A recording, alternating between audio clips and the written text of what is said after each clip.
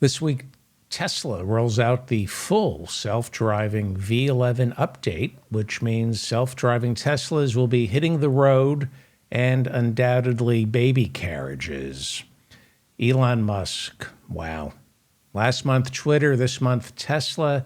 The man has a hard-on for car wrecks. Tiffany Trump got married over the weekend. Tiffany is the daughter Donald had with Marla Maples, seen here in Mar-a-Lago, trying to avoid getting pushed down any staircases.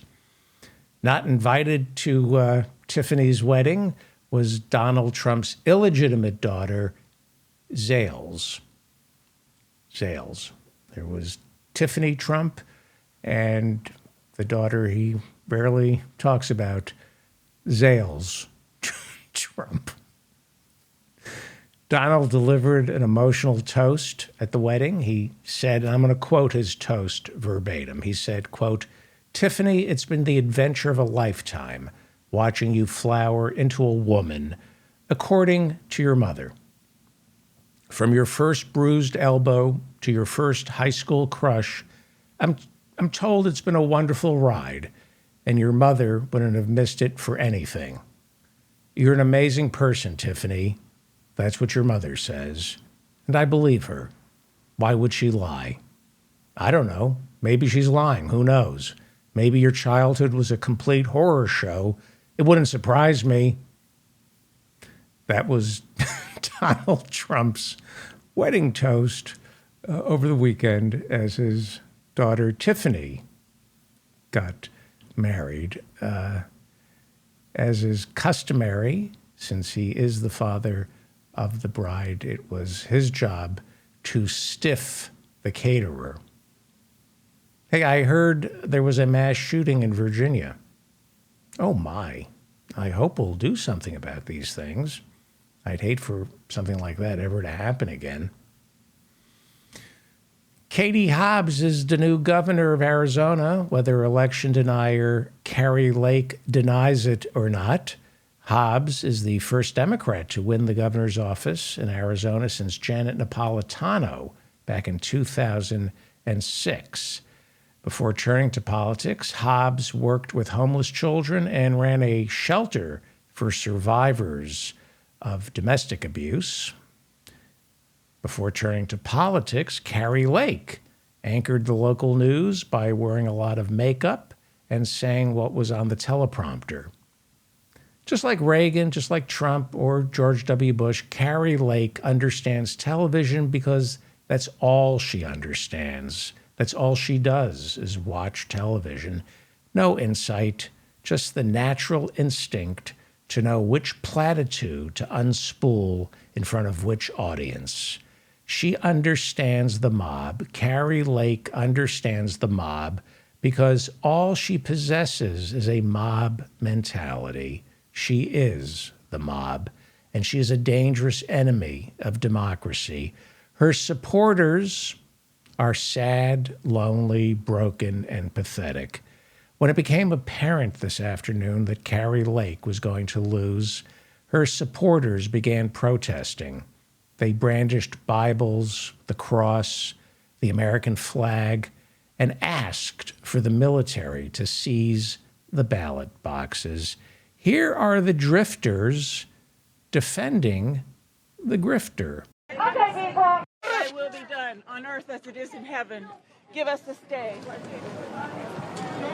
Donnie, what? I want all of you to say a prayer right now. We, the people, are requesting military step in and redo our election. It was fake and false. It's full. Our government is full of corrupt people. Redo the elections. Why don't you redo your haircut first? I will show sympathy for these delusional low-life simpletons when they are no longer a threat to our democracy or me. Yes, these are stupid, vulnerable people who are easily manipulated, but they are a danger to me in this country, which is why it's a sin for politicians like Kari Lake to pander to them. It is sinful to tell these people that there is nothing wrong with them, because there is something seriously wrong with these people. The same way there is something seriously wrong with the people who stormed the Capitol on January 6th. It is a sin to tell these people that they don't have to change, that they're okay.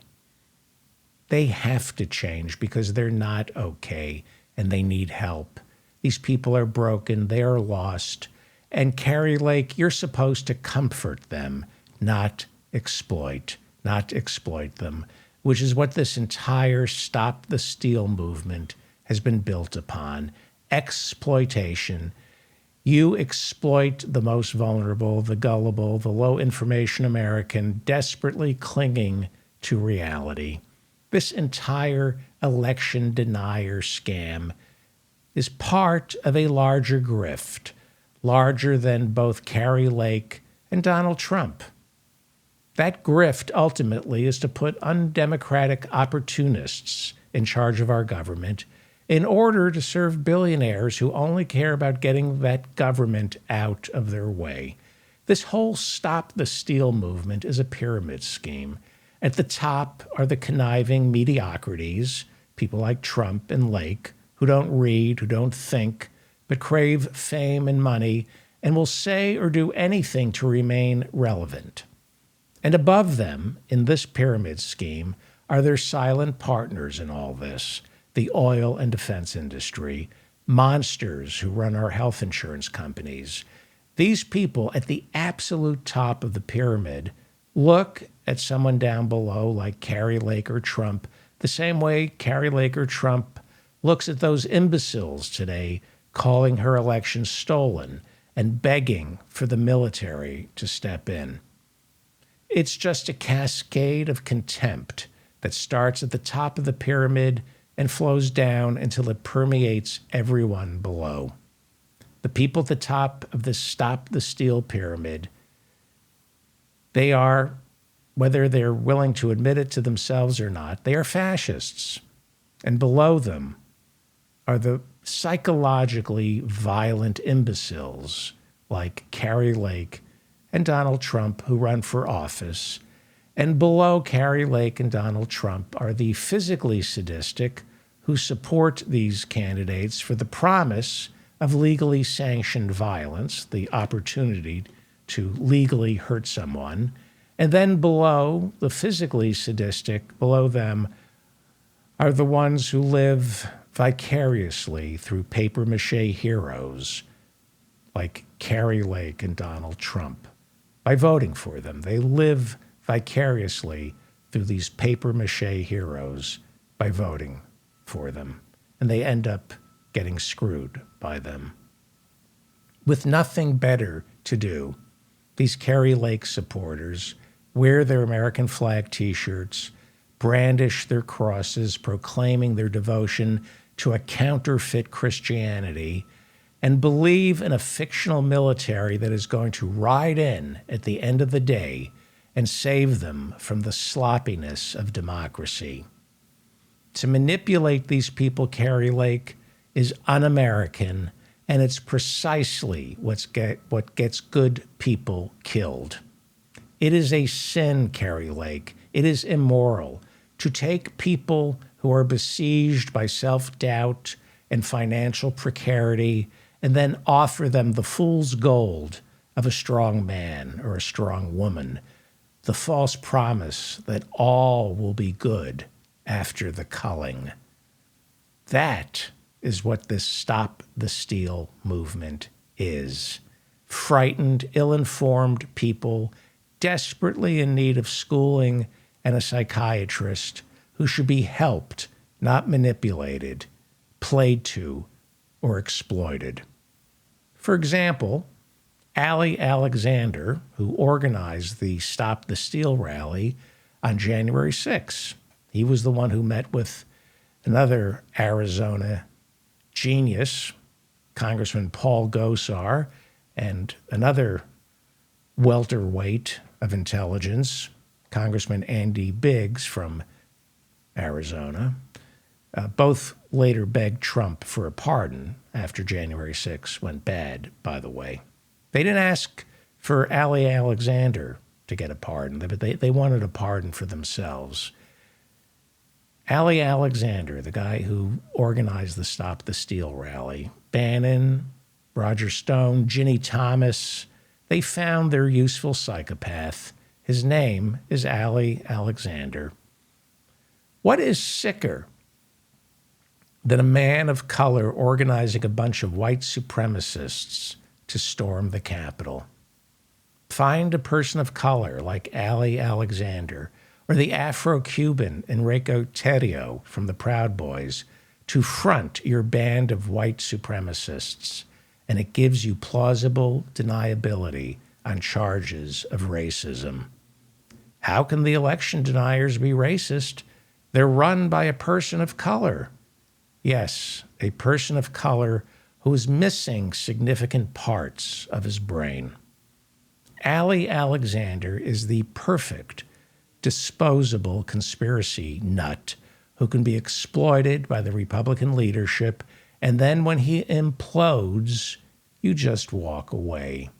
This is a young man who is clearly in need of help. Here he is today, the supreme election denier, Ali Alexander, desperately in need of psychiatric counseling. Here he is today, denying that Kari Lake lost, which she did, by the way. Here is Ali Alexander, very sick young man, as are the people protesting right now, the ones saying that Kari Lake lost because the election is rigged. These are sick, desperate people who are being exploited. Take a look. This is what the Republicans do. This is what Kari Lake and Donald Trump do. They find someone like Ali Alexander. They let him organize for them. They let him organize these Stop the Steal rallies. They let him feel important while he spreads conspiracy theories. They don't help him. They don't pay him. They watch and exploit him. And as he goes completely off the rails, they abandon him. This is someone, Ali Alexander, who is delusional, but masks his illness behind conspiracy theories. Look at the beatific smile on his face. He was obviously once a good kid. This could be me. This could be my son. This could be anyone. Could be any one of us. This could be anyone suffering from mental illness, and instead of finding help and compassion, was met with derision, contempt, and abuse. Even if Kari was going to lose, I would will it into existence. And I know that sounds kooky. But no, that doesn't sound kooky. That doesn't sound kooky at all. You're the picture of mental health. Continue. And I know that sounds crazy. But just don't catch me on a wild day. Now, watch this. This is obviously a very sick young man. Pete Davidson one time got on my bad side and almost killed himself. So. Right. He seeks out other people who are suffering from mental illness and threatens them. He is sick, Ali Alexander. He's also a predator, a victim of predators, but a predator nonetheless. You're not going to believe me. It doesn't matter. The point is that no one needs to believe you the first time. The point is you just need to tell them a first time. Do you understand this? This is going to sound kooky for y'all and cozy, but you guys don't understand the esoteric. Right? He's intimidating his followers as though he's got the knowledge instead of just the illness. What if I told you that all of us are capable of traveling? Well, not all of us, because you're not smart enough. But what if I told you the that intimidation? You're not smart enough, right? What are you going to tell us? You told us that 2020 was stolen. You're telling us now that Kari Lake's election is stolen. What are you going to tell your followers, Ali Alexander. A lot of people capable of time traveling, they just don't know it. What if I told you that time traveling is easier than you think? It requires a lot of discipline and no machines. What if I told you that the reason why the New World Order wants you to focus on fiction stories about machines is they don't want you to know that everyone has access to time travel? Then what if I told you that the way that those of us fight is we are each pulling from time itself? Yes, of course the Jews time travel. That's what makes the apostasy so great. You have to end with the Jews. He was doing so well. He had me. And then he had to say the Jews time travel. That's what makes the apostasy so great. What if I told you you could will yourself to travel in time? What if I told you the election was stolen from Donald Trump and the election in Arizona was stolen from Kari Lake? What is the difference between telling people that you can travel through time or that the election was stolen? This is who the leader of the Stop the Steal is, Ali Alexander. Not well, not well. And of course, he had to bring in the Jews. That's what makes the apostasy so great. Jews can time travel. See, anti-Semitism, it's funny until it gets people killed, right? It's tragically funny. He's sick, and, the people who he gets to storm the Capitol also storm temples, synagogues, mosques, shoot up black churches. This is dangerous stuff. Conspiracy theories, right? Kari Lake, the election was stolen. Jews can time travel. All you have to do is will it. Anti-Semitism. It's the bastard sister and brother and child of conspiracy theories. Anti-Semitism is a conspiracy theory. You can't have anti-Semitism without conspiracy theories because, like I said, anti-Semitism is a conspiracy theory. Whenever you don't understand why something horrible is happening, blame it on the Jews or blame it on the lizard people. This is what defective minds rely upon, and they can be led to believe. This is what you can lead people to believe, that the lizard people, the Jews, George Soros, are conspiring. They're running the banks, the media, your mind, and they're rigging elections. This, Ali Alexander, is the face of the election denial movement right there. Obviously a very sick individual. I didn't play that out of context. This is circulating out there. This is part of his podcast. These are his unguarded moments on his show. Ali Alexander. If you believe the elections are stolen, you are believing a delusion, a lie spread by the same people who tell you it's the Jews who control the world. Sick, dangerous stuff. This is exactly who the GOP is in bed with. And the Democrats are not. When people ask me, why are you a Democrat? This is why. This is why. Welcome to the Mop-Up. By the way, I'm David Feldman, coming to you from an air shaft overlooking a parking garage somewhere in Manhattan where the temperature right now is 40 degrees and they're saying it's going to be sunny. It's getting cold, so I don't know what that would matter to you unless you lived in New York City. Do me a favor, subscribe to this channel and hit the like button, please. Well, last Tuesday's red wave never materialized. Donald Trump Jr. said it would. He promised Monday night, a week ago, that the midterms would be a bloodbath for Democrats. Joe Rogan, I'm not making this up, he predicted blood would come pouring down over the Democrats like the elevator scene in The Shining. Sean Hannity said Election Day would look like the Tate LaBianca murders, with human flesh dripping from the walls and ceiling.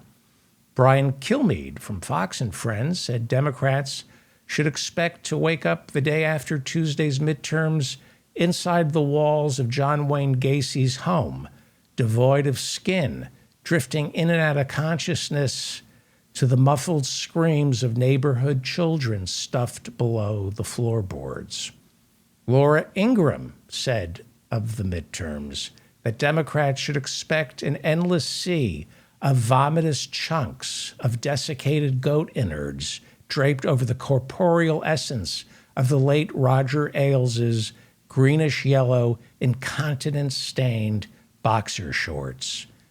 And I think it was Newt Gingrich a week ago who predicted Democrats would find themselves on Election Day face-to-face with a metal red-hot poker gored into their spleen as 50,000 volts of electricity surged through their renal artery, where metal pincers would then cauterize their kidneys shut, resulting in a Hindenburg-like explosion of urine, glucose, and white blood cells as their overtaxed and lifeless corpses could no longer hold back the eruption of bodily waste, soaking a 50-mile blast zone. Indeed, most of those predictions never came to fruition. There wasn't the bloodbath, wasn't the red wave that they had predicted. Democrats kept the Senate after winning Nevada over the weekend. Yep, Democrats kept the Senate. They won Nevada. And so be advised, the December 6th Georgia runoff between Raphael Warnock and Herschel Walker has now been downgraded from a most important election in our nation's history to a most important election in our lifetime. I got the fundraising email this morning. They have downgraded the December 6th Georgia runoff to a most important election in our lifetime. So pay what you think is appropriate to the Democratic Party. Democrats won big in Pennsylvania and Arizona, where Kari Lake lost, whether she denies it or not, and Democratic Senator Mark Kelly got reelected. The House is still up for grabs. Howie Klein talks about this later. Chances for Democrats to keep the House are looking slimmer with each approaching data dump. When you drill down to the individual states where real change happens, real change starts on the state level imperceptibly, then it bubbles up to the national level. And by the time it bubbles up to the national level, it's too late for the other side to actually stop it. So it's important what Democrats do locally. Democrats did much better than the Republicans did, state by state. The Washington Post reported today that Democrats not only defied the odds, but made history by not allowing Republicans to flip a single democratically held state legislative house. Democrats kept every state branch of government which they had in their possession. This has never happened in a midterm election for either party as far back as 1934 and beyond that. I'll get into my Jewish time machine and try to find out when that last happened. It was before 1934. So the Democrats won the states. This proves for Democrats that all politics is local, because on a national level, Democrats basically suck. They do. Pelosi, Schumer, Biden, we got to go locally. We got nothing nationally. Locally, state by state, Democrats won the trifecta in Minnesota and Michigan, which means they now control the governor's mansion and both houses of their state legislatures. every election denier running for Secretary of State, except for one, has been defeated. Kind of makes sense. I mean, how do you win if you're an election denier? You run telling voters the system is rigged, vote for me, and I'll fix it. But if it's rigged and you win, that means you rigged it. Or it's not rigged. There's such a gaping flaw in the election denier logic, I can't believe it's not a story arc on young Sheldon.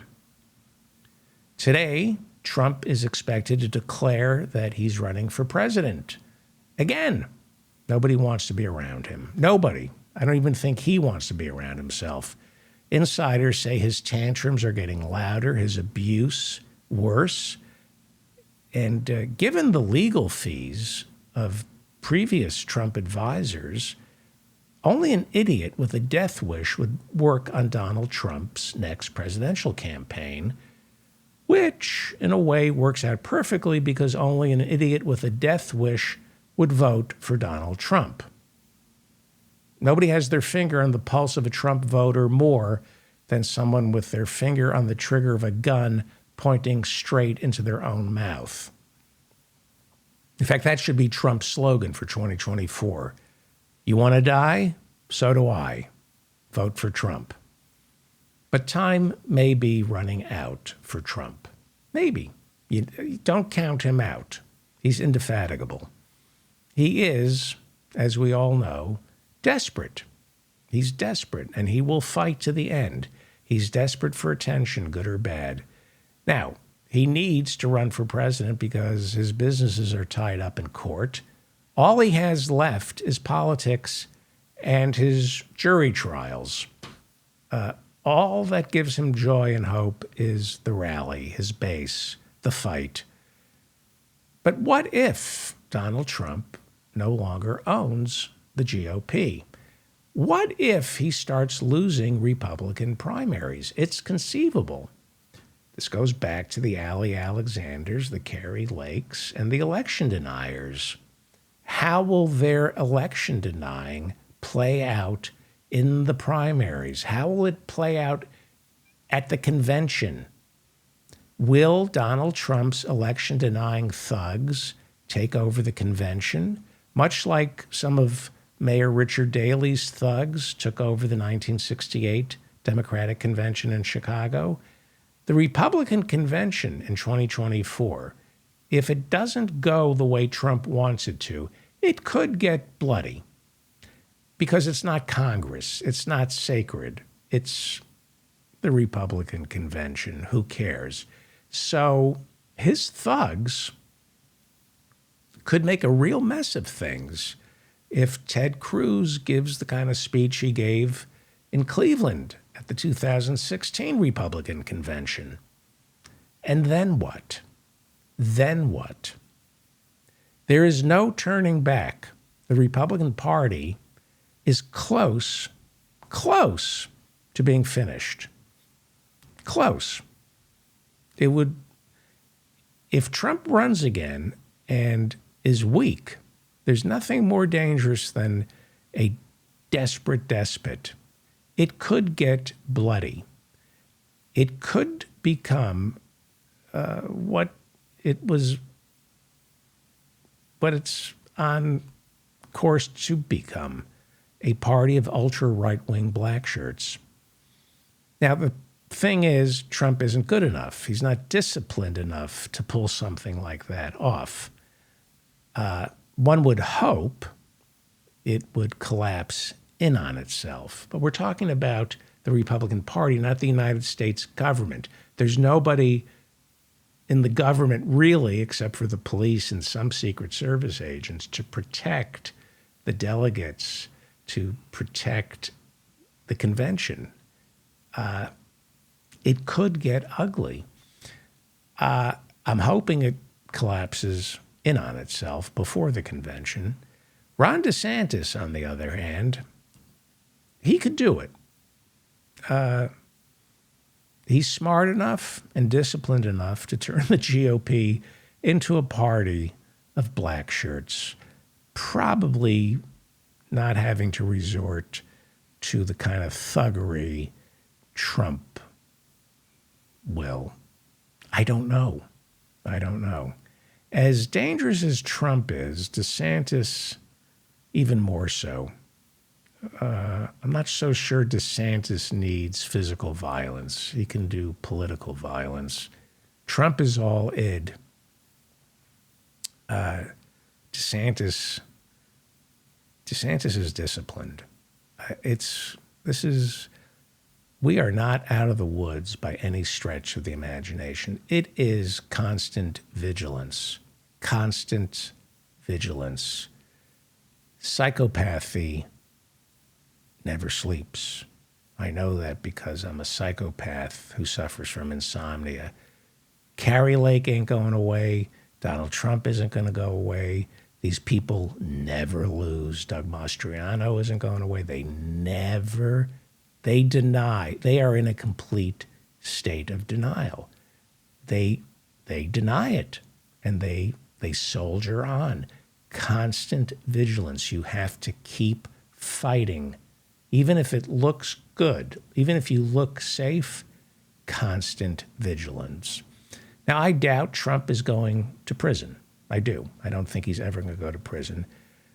But the system he tried to take a wrecking ball to, granted, it's not taking the wrecking ball we wish it would take to him, right? He tried to take a wrecking ball to the system, and all of us were hoping the system would take a wrecking ball right back at him.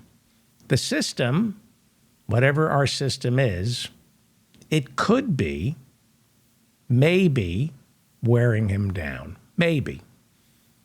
The system. It's the same system that wore his presidency down. He did a lot of damage. He opened up a can of racist whoop-ass in America. But he did leave office, literally kicking and screaming, and there was the insurrection. People died, lives ruined, but the system survived. I've been watching The Crown. They talk about the system. Watch The Crown. They talk about the monarchy as a system. The system survives. Diana doesn't. The Queen's entire family doesn't survive. They're all deranged and broken. But the system, the monarchy, survives. It's important to keep that in mind. I'm not advocating on behalf of the system. I'm just saying there is this system in place, and the system we have in Washington maybe protects itself, for better or worse, from people like Trump. That's the order of things. Nothing gets done in Washington, D.C. because of the system. Nothing gets done, including turning America into a fascist dictatorship. The system won't allow that. Perhaps. I'm not defending the system, whatever that system is, but there is something, some system that wore Trump down. There is a system that's breaking him. Granted, he's doing a lot of destruction along the way. Then again, so is the system. Perhaps I'm correct. I don't know. Maybe he'll win. Maybe he'll beat the system. Maybe he will take that wrecking ball to the system. We'll all wake up one day and it could be all gone. And we might miss the system, the evil system. And it is evil. It looks like the Democrats dodged a bit of a bullet, which means America dodged a bullet. We probably lost the House, but we've got the White House. We've got the Senate, which means Biden can nominate a lot of judges and change not necessarily the Supreme Court, but our courts. I want you to pay attention to the civil war that's going on right now within the Republican Party as Kevin McCarthy, as his speakership is held hostage by factions like the Freedom Caucus who are making demands, crazy demands. Watch as they slit each other's throats for power. Watch the infighting that takes place in front of everybody, as the Republicans jockey for power. When we have a left that is willing to fight as hard as the Freedom Caucus, then we won't have Nancy Pelosi or Hakeem Jeffries as our next speaker. When we have a real left that's willing to act like the Freedom Caucus, did you see Mark Meadows testifying during their meeting today at the Freedom Caucus? This is a guy, how dare he talk about saving the Republican Party? He should be indicted. He may be indicted.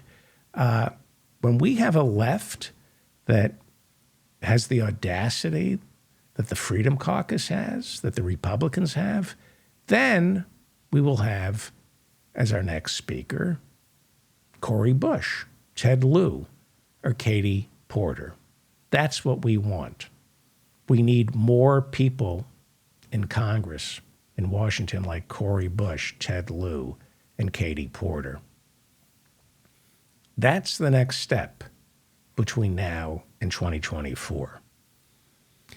It's time to start fighting again inside the Democratic Party. There's a civil war going on right now within the Republican Party.